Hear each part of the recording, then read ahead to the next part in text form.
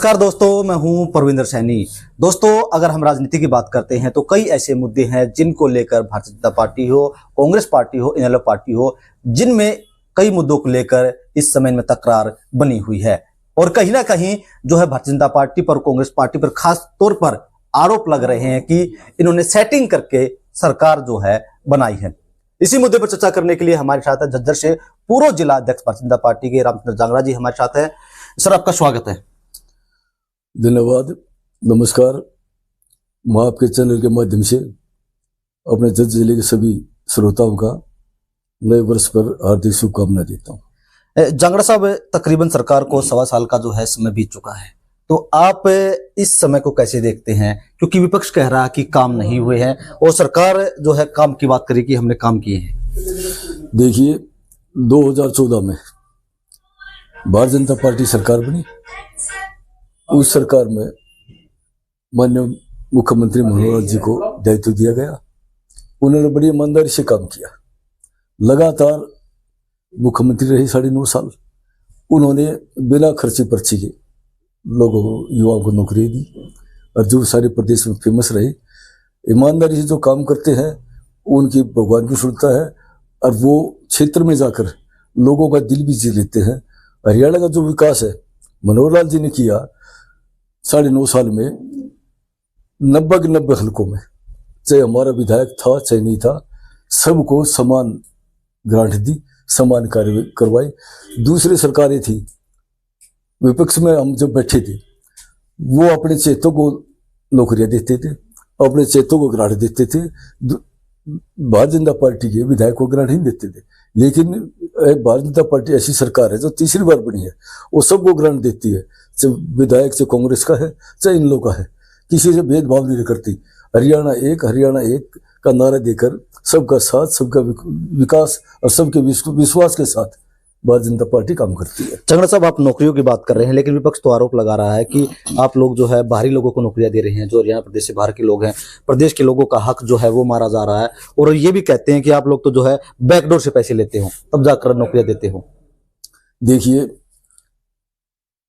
माननीय मनोहर लाल जी ने जो नीति बढ़ाई, प्रदेश में जो बेरोजगार युवा है हम उनको नौकरी देंगे, ये साबित हुआ। 4,500 नौजवान हमारे जिले में अब तक भर्ती हुए बिना खर्ची पर्ची के, ईमानदारी से।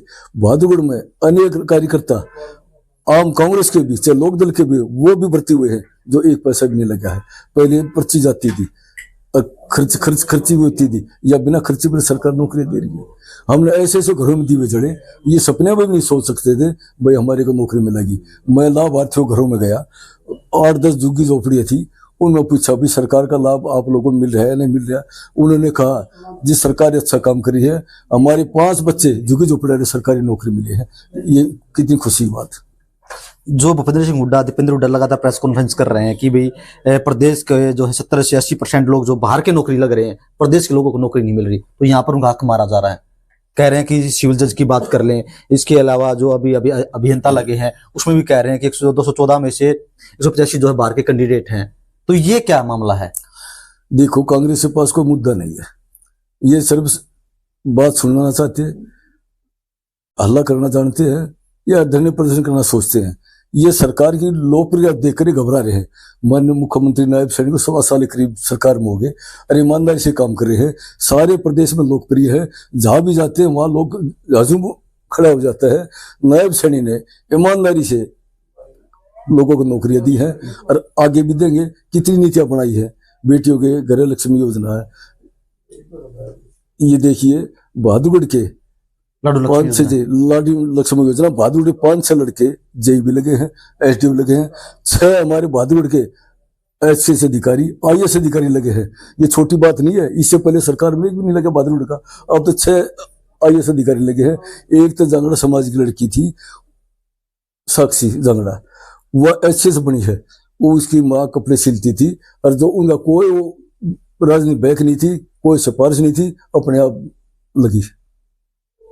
जांगड़ा साहब, क्राइम जो है लगातार प्रदेश के अंदर बढ़ रहा है, इस पर कहीं रोकथाम नहीं लग रही, कहीं मर्डर हो रहे हैं, कहीं फिरौती मांगी जा रही, कहीं पर रंगदारी मांगी जा रही है, और अब तो नया डीजीपी भी आया है। तो इस पर ब्रेक क्यों नहीं लगा पा रही सरकार? कहां पर चूक हो रही है आप लोगों से? आपने ठीक सवाल किया। भाई क्राइम बढ़ रहा है। क्राइम माननीय मुख्यमंत्री नायब सैनी जी ने सारे पुलिस अधिकारियों डीजीपी को सख्त आदेश दिए हैं, जहां भी को गैंगस्टर है क्राइम में नए लोगों की भर्ती करता है उनको इंटरकाउ करो और उनको सख्ती से उनके परिवार को भी अंदर करो। देखिए बहादुरगढ़ में 42 जगह पुलिस बैठी थी, वे फरोती मांगी जाती थी, लोग डरे हुए थे। माननीय मुख्यमंत्री से बहादुरगढ़ कार्यकर्ता सदानीय विधायक जी सब हम लोग मिले, मैं क्षेत्र में भय का माहौल है। माननीय मुख्यमंत्री जैसे आदेश दिए, हमारी सीपी साहब हैं, इन्होंने अधिकारियों के साथ बैठक करके इस कड़ी को तोड़ा है। उनको अंदर किया है, कम से कम 700-800 जो गैंगस्टर के साथ काम करते थे उन अंदर करके एक कड़ी के तोड़ने का काम किया है। अब यहाँ कोई थोड़ी नहीं मांगी जा रही। जो बीच में पहले थी तो वो कांग्रेस के बिगाड़े और लोग थे, लोक दल के बिगाड़े लोग थे। अब बीजेपी की सरकार है, बीजेपी सरकार किसी के साथ भेदभाव नहीं करती और जो गैंगस्टर है उनके साथ सख्ती से पेश आएगी। और बहादुरगढ़ में जो फरोती वाली बात थी वो बिल्कुल जो चैन तोड़ी है सीपी राजश्री मैडम जी ने, मैं उनको बधाई देता हूँ। उनकी जो टीम में है उस अमित दहिया जी है, मयंक मिश्रा जी है, इन्होंने सख्ताई से पेश आकर बहादुरगढ़ को राहत दी है। अब बहुत क्राइम झज्जर जिले में बहुत कम हुआ है। जंगड़ा साहब, एक जिस तरीके से आप लोगों पर लगातार आरोप लगते रहे हैं कि आप लोगों ने तीसरी बार जो है सरकार सेटिंग से बनाई है, तो क्या सच्चाई इसमें? देखिए कांग्रेस के विपक्ष वाले कांग्रेस वाले तो आरोप लगाते हैं। 2014 में सरकार बनी, बढ़िया चली, फिर 2019 में सरकार बनी, तीसरी बार इतिहास रचिया जो तीसरी बार सरकार बनी। आज तक तीसरी बार की सरकार नहीं बनी, नायब सैनी के नेतृत्व में सरकार बनी। ये कहते हुए डमी मुख्यमंत्री है, इससे बढ़िया तो मुख्यमंत्री है ही नहीं। 1966 के बाद पहले बार ऐसे मुख्यमंत्री हुए लोकप्रिय, इससे पहले कोई ऐसा लोकप्रिय नहीं था। जहां भी जाते हैं, चाहे बहन हो बेटियां हो चाहे हमारे बुजुर्ग हो, उनके बीच में खड़े होकर बात करते हैं और सबको साथ न्याय दिलाने की बात करते हैं। नायब सैनी जी 90 हल्कों में ग्रांट देते हैं, हर एक विधानसभा में जाकर रैलियां करके वहां ग्रांट घोषित करते हैं और कार्यकर्ता मनोबल बढ़ाते हैं और कार्यकर्ता भी जय जयकार कर रहे हैं उनकी, और हरियाणा की जनता भी जय जयकार रही है नायब सैनी जी की। कह रहे हैं कि आप लोगों ने वोट चोरी करके सरकार बनाई है, वोट चोरी किए हैं। वोट चोरी का तो मुद्दा है ही नहीं है, ये हल्ला कर रहे हैं। जब मशीनें से वोट होती है तो वो कहते भाई चार से डलवा लो, कहीं भी डलवा लो, वो तो जनता चाहती है। माननीय प्रधानमंत्री नेतृत्व में नरेंद्र मोदी जी के में इतने लोकप्रिय हो चुके, शायद दूसरे देशों में भी लोकप्रिय हैं। हमारे यहाँ तो वोट अपने आप लोग डालते हैं, कोई मोहर तो कोई लगाता नहीं। ये देखिए कई साल SIR नहीं हुआ था, वो SIR होने से जो बाहर के लोग हैं, जो गलत वोट लोग थे, जिनकी डेथ हो चुकी, जो 30 साल से वोट बड़े हुए हैं, जो 30 साल से जिनकी डेथ होगी वो वोट काटे जा रहे हैं और वो काटने पड़ेंगे। तो सच्चाई ही है, जिनकी डेथ होगी तो वोट का हकदार तो होता नहीं कि वो जा चुका है दुनिया से। और जो ये झूठी आरोप लगा रहे हैं वोट चोरी का तो जनता ने जवाब दिया है, जनता ने वोट डाले हैं, इनको वोट चोरी दिया जनता।